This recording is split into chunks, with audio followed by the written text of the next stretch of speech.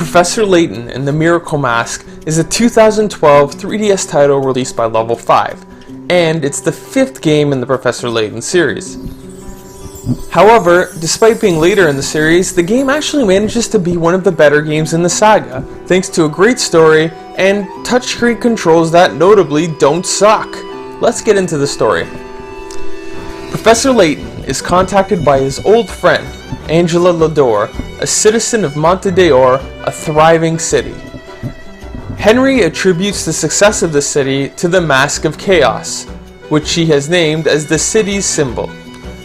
However, within the last month, the mask has been stolen from his friend's office, and a mysterious figure calling himself the Masked Gentleman, wearing the Mask of Chaos, has started performing various miracles across the city, including making paintings come alive and turning people into horses. Layton, Luke, and Emmy all set off across Monte d'Or to investigate, and are almost immediately faced by the Masked Gentleman, who proceeds to turn a crowd of citizens into stone and creates panic. It's up to Layton, Luke, and Emmy to unravel the mysteries of the city, the masked man, its inhabitants, and stop the chaos. The story of this game is actually surprisingly a big pull. It actually has some genuinely heartbreaking moments in it, which really surprised me. Not since Unbound Future, I think, has the story of a Professor Layton game been this good. What I really liked is that the newer characters offer more insight into Layton. Really, we've played through 5 games of Professor Layton, and it's nice to get some more of his backstory now. There's fewer, stupider leaps in logic in this story as well. As I said, with all of the other games, except maybe Unbound Future, and that's a big maybe, there's a lot of really dumb leaps in logic, and although this game has a couple, I think it's not quite as bad as the previous ones. So, all of this means that the story vastly improves over most of the previous games, and that alone makes it a lot more fun. The puzzles in this game are your basic affair. There's not much to say. You get your basic sliding puzzles or math puzzles, all that fun stuff. I know a lot of people were complaining that this game didn't use the 3DS's features too much, but honestly, let it go.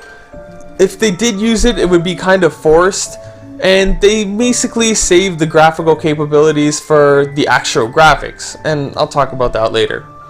However, speaking of the puzzles, near the end of the game, there's kind of like a mystery dungeon-like area where you play as Professor Layton and his friend, and you solve puzzles kind of like Indiana Jones. It was a really cool idea, and it was a great twist. The game also has a bunch of mini-games like the former games, but I honestly don't bother with them. But it is nice to have them there, because they push the game's length a little further, even though this game already is longer than the previous games in the series. The graphics in the game are honestly outstanding. This is probably the best looking game in the series. There's robust locations, lots of really cool environments, everything you'd want stylistically from a Professor Layton game, and there's also the fact that this is on the 3DS, and everything's in 3D. There's basically lots of movement, everything looks very colorful, and there's a pretty big world to explore as well. The music is your basic Professor Layton affair, but again, it's still really good, it does its job, not much to say there. In conclusion, The Mask of Miracles proves to be one of the best games in the series, and it's well worth the price because of its rather long length and all of the content you get. The story is great, the graphics are impressive, it's your basic Layton affair, but much better done than some previous games in the series. Should you buy this game? This puzzle has an easy answer. Play this one. Thanks for watching.